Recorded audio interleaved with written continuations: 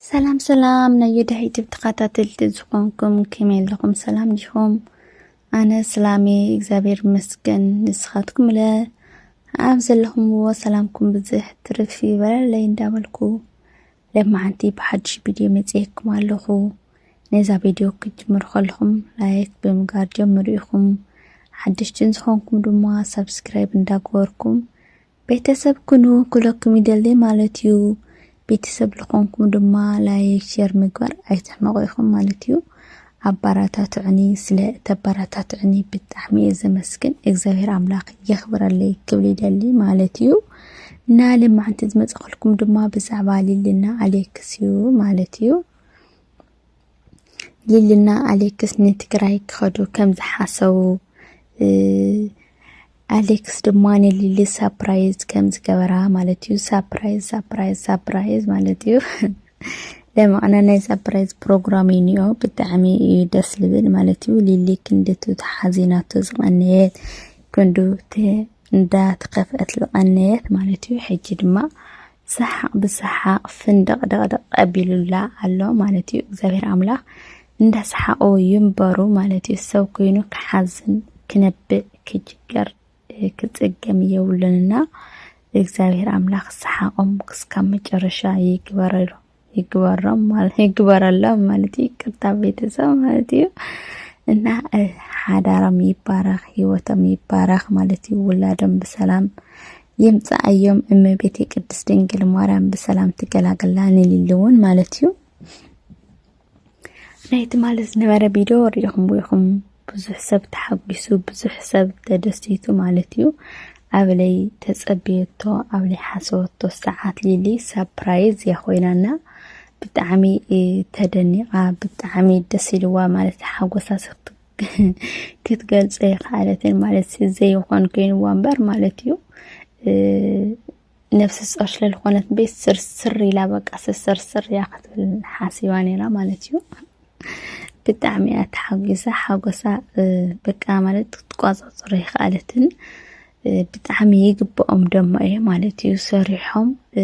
ሰብ ኮይኑ ሰሪሑ ክልወጥ ከሎ ብጣዕሚ ደስ ይብልና ካብዝን ላዕሊ ይግብኦም እዩ ማለት እዩ ቤተሰብ መጀመርያ እግዚአብሔር አምላክ ናውዚ ስለለውቆም እግዚአብሔር አምላክ ክብሩ ይውሰድ ማለት እዩ ካውለ ከም መጀመርያ እስካብ ሕዚ ኣብ ጎንም ኮይንኩም ኣጅኹም እንዳበርኩም ስለ ተባራታትዕዎም ዝነበርኩም ንኣኹምን ክብሪ ይግባኩም ማለት እዩ በዓለም ሊልና አሌክስን ኣመስግኖም እዩ ማለት እዩ ኣብ ትሕቲ ፈጣሪ ኣብ ትሕቲ እግዚአብሔር ንስኻትኩም ይኹም ንኣና እንዳወሉ ማለት እዩ ኣመስግኖም እዩ ኩሉ ነገር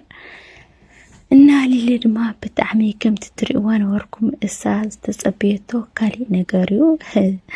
ዘጋጣማ ደሞ ካሊእ እዩ ማለት እዩ ቤተሰብ ንምንታይ እሳ ከምዚ ኣይሓስበት ነይራ አሌክስ ብከምዚ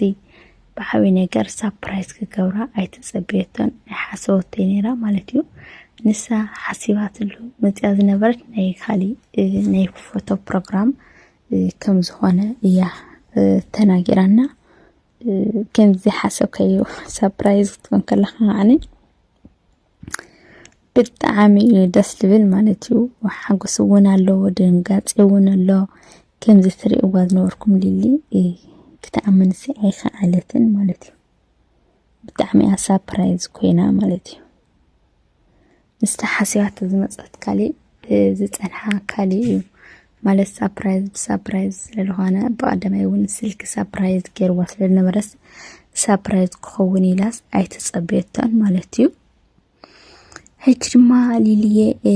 ናብ መውላድ ኣከባቢ ስለዝኾነ ስለለቐረበት ሊልና አሌክስ ብሓንሳብ ክኸዱ ከም ዝኾኑ ሓቢርና ክንከይድ ማለት ብቀዳማይ ኣነ ክኸይድ ቲኬት ቆሪፀ ትግራይ ክትብሎ ከላ ሊሊ ማለት እዩ ሓቢርና ክንከይድና በይንኺ ኣይትኸድኒኺ ሓቢርና ክንከይድና ተዚ ኮይኑ ከዓኒ ኣነ ከፋን የክኤ ፕሮግራም ገይረ ሰርፕራይዝ ገይረ ከፋን የክኤልዋ ነርና ቃሉ ኣይዓጸበን ተቃል መኽባር ካብ ሕዚ ጀሚርዋ ኣሎ ማለት እዩ ይለመድካ ኩሉ ግዜ ቃልካ እንዳኸበርካ የምበርካ አሌክስ ማለት እዩ እና ከም ቃሉ كم قالوا فصيمله مالتي حجي لقريا ليلي ناب تግራይ مخاد نا ولدا مالتي نمنتاي ليلي مالتي حزينستو بقار مخانا جنا مخانا مجمريا مخانا سي نشتن كبرينا مسدرقا مس بيتسبكا مس مقربكا يصبونا زو وسينونيو حساب دما بتعمي دس لبل صبو ነገር مخانو انا يفوتي مالتي تحسوا مس يصلحون تግራይ كتكيد محساب علي دس انا يصلحوي مالتي እና كلهم زنورو محاستم بعل إفا بعل هياب ويني نساء يا وشما أي تعرف أمي مودا قدفا كم مال وشما قال مالتك قدفا مالتيو إن ليلنا عليكس عاوزي بس يحملو عاوزي على درجة ما كم زوز حو تصفى لني مالتيو إن ቤተሰቡን ስለ ተበራታትዕዎም አውጎኖም ስለልኾንኩም ሕጅውን ኩሉ ግዜ አውጎነና ኮይንኩም ከተበራታትዕና ጉዕዞና ቀጻሊ እናበለም እዮምና ተስፋ ለና ኣብዚ ላዕለ ደረጃ በፂሖም ማለት እዩ ካብዚ ላዕለ ሰሪሖም ብደስ ደስ ልብል ነገራት ሰሪሖም ከዓብዩ ክልወጡ ተስፋ ይገብር ማለት እዩ እና ሊልዬ አዴ ማርያም በሰላም ይምጻኺ ሰላም ወሊድኪ ከላይ ራስ ኮይንኺ ንምሕቋፍ ይብቃዕኪ ክብላ ይደል ማለት እዩ ኩልኩም አፍትኮር ዋን ሕልና ጸሎት ዘክርዋኩም ማለት እዩ ሓደ ንሓደ ክሓስብ ከሎ ሓደ ንሓደ ክጽልየሉ ከሎ ከኡል ዓቢ ጸጋ ወይ ከዓኒ በረከት የለን ማለት እዩ ካብ ንባዕልኻ ሓሊፍካስ ንብጻይካ ክጽል ከለኻ እግዚአብሔር አምላክ ብደንቢ ይሰማካና أصلتكم بسلام تقلاقيلا ولاد حقيفة نختمتنا مالتيو للي دا يمثلي هون ويك عليكس أنا بقال مثلا نلي المثلي هون كم إيه كميثني هون مالتيو نسخاتكم أنت يتحاسوا للي يمثل ويك عليكس نقر مستولد ندي لفلت እንዲያም ሰውልድ መሰለኳስ ብዙሕ ይፍለጥን ሓደ ተሆይ ነበር ንሽተይ ጎብዝ መሰሉ እዮም ልፍለጡ ማለት እዩ መልክዖም ብደንብ ልግለጽ ማለት እዩ እና ቤተሰብ ናይ ለማዓንቲ ቪዲዮ ሕተልኩም መጽኾነ ዚያት መስኔራ بسلام أتو دما بلوام مالتيو